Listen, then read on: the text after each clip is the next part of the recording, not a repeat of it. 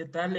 Buenas tardes. Mi nombre es Giancarlo García y hoy hablaremos acerca de las nuevas tecnologías de la comunicación para el desarrollo humano desde dos perspectivas, dos autores.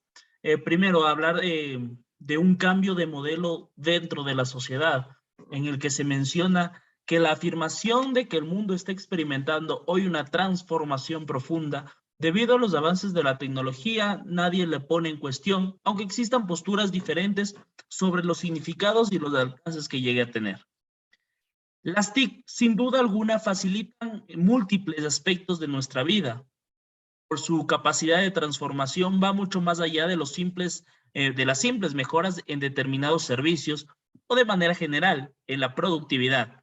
Al igual que en otros momentos en cambios tecnológicos, su trascendencia reside en su capacidad de modificar las relaciones sociales y la producción y de producción.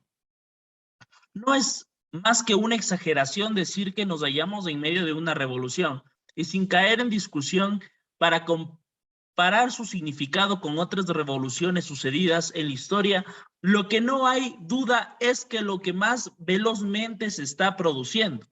No se puede olvidar que las tecnologías son portadoras tanto de riesgos como oportunidades para el desarrollo humano y que depende de hacia dónde y cómo se dirijan sus resultados diferirán sustancialmente las grandes revoluciones que se han producido cuando se han interrelacionado positivamente al surgimiento de nuevas ideas, con las innovaciones tecnológicas y con nuevas propuestas de convivencia social y política. Si, la, si las pretensiones, de igual manera que se tiene, es que todos sus potenciales beneficiosos se pongan en juego y que lleguen a toda la comunidad internacional, se requiere realizar un gran debate a nivel mundial que supere posiciones particulares de defensa e intereses concretos y que lleve a establecer un acuerdo sobre cuáles deben ser las bases para que realmente se consiga esa pretensión en específico. El contexto dentro de la revolución tecnológica, hay que mencionar que para entender este término, este contexto, las posibilidades y las resistencias que nacen ante este cambio, la primera consideración a hacer es que no es diferente al contexto en el que suceden las transformaciones tecnológicas.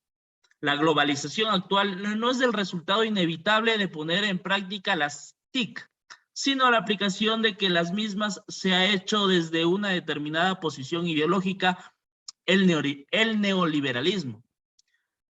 Otra observación que podemos mencionar es la introducción de las tecnologías que nunca se han producido de manera uniforme entre los estados y sociedades. Las actuales diferencias de renta entre los países que no se explican por la dotación de factores o la localización geográfica, aunque estos elementos tengan cierta influencia.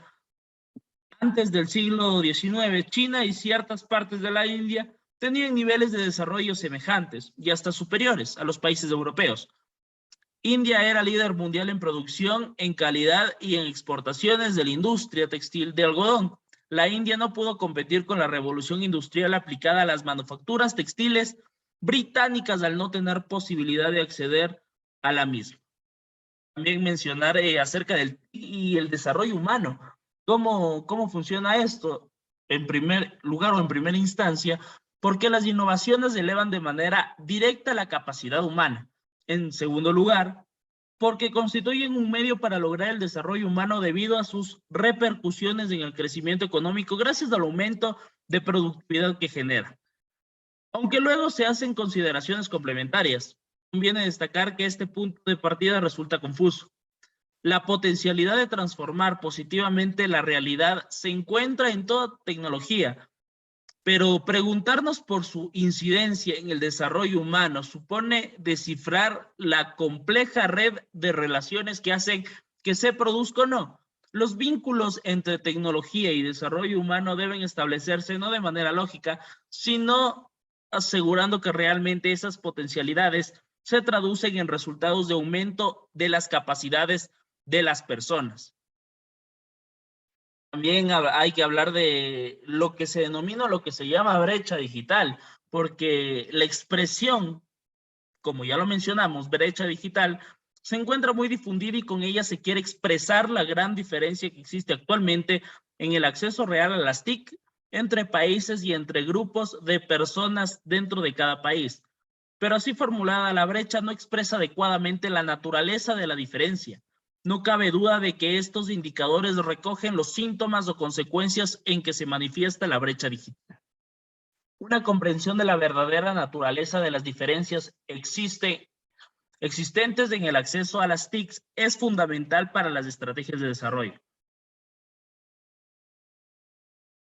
Se necesita, de igual manera, realizar estudios más profundos de las exigencias tecnológicas locales que tengas en cuenta. No solo la implantación de las nuevas tecnologías, sino también el apoyo de las comunicaciones a nivel de la comunidad basadas en los medios tradicionales y el fortalecimiento de los procesos de estructuras sociales de construcción de la ciudadanía y de la creación o construcción de capacidades. La gran crítica a las propuestas que se vienen haciendo sobre la forma de superar la brecha digital radica en que estas no solo no cuestionan el modelo norte productor, sur consumidor, sino que tampoco contemplan los factores que tienen un impacto decisivo sobre el desarrollo del sur, como los actuales sistemas de protección de los derechos de propiedad intelectual, el sistema de comercio global que relega los intereses de los países del sur, o el impacto del pago de los servicios de la deuda, todo lo cual en su conjunto sería el punto de partida para pensar en las alternativas reales de financiamiento. Por otro lado, destaca cómo las nuevas normas mundiales que valorizan la tecnología cobran también mayor importancia. Las nuevas normas aceptadas por casi todos los países han fortalecido la protección de las propiedades intelectuales en todo el mundo. Las grandes empresas dominan la investigación, el desarrollo en materia de tecnología de la información, las comunicaciones y de biotecnología que tienen hasta tanta importancia para el desarrollo humano. Esta descripción del panorama actual recoge aspectos ciertos del escenario que caracteriza la evolución de las TICs, pero esconde cómo al mismo tiempo muchos de ellos resultan decisivos para obstaculizar el acceso los pueblos y personas más débiles económicamente a ellas. No cabe duda de que se da una traducción basada entre las declaraciones que afirman las necesidades de universalizar el acceso a las TICs y las exigencias de las empresas para mejorar su expansión en los mercados. En definitiva, no puede dejarse en manos del mercado conseguir el desarrollo tecnológico se dirija hacia las necesidades humanas. Hay que mencionar también cómo las TIC pueden llegar a convertirse en un bien público, una propuesta para abordar la introducción de las TICs en las estrategias de desarrollo desde la perspectiva del desarrollo humano y en la configuración del orden mundial es considerar el conocimiento como un bien público global y en consecuencia plantear la política de expansión de las TICs como un instrumento al servicio de ese objetivo. Este concepto de BPG se ha comenzado a utilizar recientemente a la hora de hacer propuestas para la construcción de una globalización más justa, aunque hasta el momento han encontrado poco eco en la comunidad internacional para traducirse en compromisos efectivos. También hay que mencionar qué noción de bienes públicos existe. Para entender este concepto de BPG, es preciso partir del concepto central de bien público, del cual se deriva. No era estrictamente una escuela opuesta a la neoclásica, pero la criticaba de forma que su concepto de equilibrio general y la exclusión que hacía de las otras ciencias sociales en el análisis económico. La definición precisa de BP considera como tales aquellos que cumplen con las dos características siguientes: que no es posible excluir a nadie de su disfrute o uso, y que también, y como opción B, que el consumo que haga que una persona no disminuya su disponibilidad para otros usuarios. La razón de este papel protagonista del Estado es la provisión de los BP. Es fácil de entender en cuanto que por su naturaleza estos bienes no pueden excluirse de su uso a nadie por un lado y por otro resultan muy costosos. También mencionar que del concepto de BP al concepto de BPG Hasta hace poco la discusión en torno a los BP se hallaba limitada al ámbito de cada estado o de una circunscripción local, pero en los últimos años se ha dedicado una especial atención a los BP referidos al ámbito internacional. Un creciente número de BP ya no pueden definirse únicamente en el ámbito nacional, ya que sus efectos traspasan fronteras. En consecuencia, el enfoque actual de los BPG más amplio y comprende casi todos los aspectos de la actividad humana y económica. Pero para poder avanzar en la propuesta de considerar como BPG el conocimiento y las TICs como instrumento funcional para ello, es necesario profundizar algo más en la noción de BPG. En primer lugar, hay que partir que resulta difícil que haya BP puros, es decir, que en ellos se den absolutamente las dos características que los definen. Más bien, la existencia de BP y de BPG son el resultado de las reglas de juego que la sociedad establece y que permite que ese bien se ofrezca como no rival y no excluyente, y la inversa, un bien que tiene de principio esas características puede ser anuladas si se establecen unas determinadas reglas de juego. Planteamos la necesidad de considerar como tal a la sociedad del conocimiento, aunque las sociedades locales siempre han estado dispuestas a pagar a cambio de BP. Sin embargo, todavía no hay la misma coincidencia para sufragar los BPG. Para ello resulta decisivo a partir del enfoque del desarrollo humano, donde el conocimiento se plantea como una capacidad central de las personas, por lo que debe considerarse como una BPG si el desarrollo consiste fundamentalmente en la ampliación progresiva de las capacidades humanas. No cabe duda que el conocimiento es una de las principales. Si la comunidad internacional se propone ayudar al mundo en desarrollo, una prioridad fundamental sería proponer un flujo más equitativo de la información y la comunicación, sin el cual no podrá darse el desarrollo humano.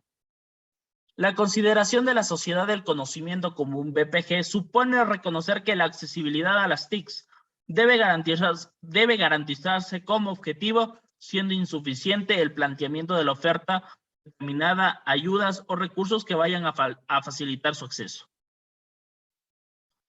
Para uno será las posibilidades de nuevas fuentes de acumulación, para otros nuevos estilos de vida más placenteros, nuevas formas de dominación, la extensión de los mercados, etc. En el sueño más optimista, las posibilidades que ofrece el avance tecnológico se le puede pensar como la auténtica relación de la aldea global que nos conduce a una nueva era de sabiduría que promueve la participación democrática y la justicia social. Para llevar adelante las ideas y visiones utópicas hay una necesidad urgente clarificar mucho más cuáles son los valores para que nos esforzamos consiguiendo como referencia para el funcionamiento de la globalización de los mercados, etc. Bueno, ahí terminamos la primera parte. Mencionar también que vamos a partir de otro autor, que es Juan José Cortés, que también nos habla acerca de las tecnologías de la información y desarrollo, pero desde una forma de una visión crítica dentro o desde la comunicación. Reflexiones críticas sobre las tecnologías de la información y la comunicación como primer punto. El actual desarrollo de las TIC está marcado fundamentalmente por factores económicos desde dos perspectivas. Este conjunto explica el control de las multinacionales en los primeros momentos de la evolución de las TICs, que está teniendo consecuencias directas sobre la morfología y los usos potenciales de las mismas. De este modo, la estrategia central y más visible parece girar en torno al desarrollo de un gigantesco sistema de entretenimiento electrónico. La convergencia de la expansión comercial de las TICs con el auge de una concepción del desarrollo basada en el acceso a la información y el conocimiento, cuyo escenario es la sociedad de la información, ha hecho que hayan vuelto a escena enfoques vinculados al funcionalismo, un enfoque remozado que defiende desde su racionalidad instrumental que el acceso universal e ilimitado a la información permita la construcción de sociedades más justas e igualitarias. En este sentido, resulta llamativo el tono triunfalista y optimista que impregna esta concepción tecnológica. Se trata, en definitiva, de una perspectiva que privilegia el reconocimiento de las innovaciones tecnológicas como inicio y motor de los cambios y transformaciones sociales contemporáneas. En este contexto, las tecnologías de la información no son meras herramientas transparentes, sino que son la última instancia, la materialización de la racionalidad de una cultura y de un modelo global de organización del poder. A su vez, su orientación consumista resulta, en muchos casos, inadecuada para las estructuras sociales que se vayan adoptando. El paradigma tecnológico informacional. También mencionar que alrededor de las modernas TIC se está tejiendo un proyecto tecnocrático que centraliza y relaciona la tecnología con la construcción de un proyecto social y un modelo de desarrollo universal. En definitiva, esta racionalidad instrumental valora a las TICs como herramientas con gran capacidad para impactar de manera lineal y mecánica, sin mayores conflictos sobre los procesos de desarrollo. La sociedad, de igual forma, la sociedad de la información como escenario de legitimidad y consenso. La historia, a pesar de las teorías revolucionarias de quienes la interpreten, pueden que resulte ser más bien un proceso continuo que una nueva era. La sociedad de la información podría describirse como un suceso lógico de fases históricamente anteriores. Esa frase lo mencionó Cés Hamelink. Su ambigüedad alienta a la autorreferencialidad como denominación pertinente para los cambios en el modelo de crecimiento productivo, en las relaciones sociales, en las transformaciones tecnológicas y en el surgimiento de una economía basada en los sectores de servicios. En la genealogía, la sociedad, la información se encuentran algunas claves para estudiar críticamente las apuestas de los países centrales por consolidar una etapa de crecimiento basada en la liberalización, privatización, la desregularización y la competitividad. A pesar de la tendencia generalizada de reducir la sociedad de la información a una serie de cambios, representa en el ámbito de la tecnología y las telecomunicaciones, esto no se puede explicar en términos meramente deterministas. También hay algunos aportes históricos que han ido sucediendo a lo largo del tiempo. A partir de 1945, con el repunte de los procesos de internacionalización de los intercambios económicos y culturales, es donde se puede situar el inicio de una estrategia que vincula la expansión a escala mundial del capital y del desarrollo del mercado informativo y publicitario. La doctrina libre flujo de la información significó el inicio de la imposición de la libertad comercio con la información, por tanto vino a completar las directrices de la libre circulación de capitales, de mercancías y recursos. En ese contexto y en el mercado de relaciones entre capital privado y Estado, cuando se produce un gran desarrollo de las redes mundiales de telecomunicaciones con una finalidad de asistencia técnica hacia los países en vías de desarrollo. El eje de esta apuesta teórica era la confianza en la utilización de los medios de información como agentes de transmisión de las innovaciones técnicas desde los países más avanzados hacia los países atrasados. La modernización construía en este sentido un proceso prolongado donde el cambio social se concebía de forma evolutiva y gradual, impulsado en la mayoría de los casos por la difusión de ciertos atributos modernos desde los países occidentales. De ahí que el ámbito tecnológico y su transferencia configurase un escenario dual entre las propuestas de la tecnología y los receptores consumidores de las innovaciones. Es aquí donde entra en juego lo que se puede denominar como revoluciones tecnológicas permanentes, que consiste en la acelerada e incesante aparición de nuevos aparatos tecnológicos que implica un proceso que obliga a la perpetua puesta al día. Este proceso de renovación de lo viejo Por lo nuevo, evidentemente, favorece el desarrollo y el crecimiento de las industrias tecnológicas de los países desarrollados.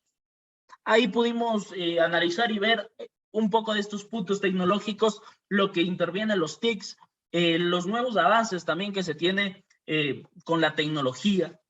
Eso ha sido todo de igual forma por el capítulo de hoy en el que hemos analizado este tema. Mi nombre es Giancarlo García y nos vemos en un próximo capítulo, en una próxima ocasión. Hasta luego.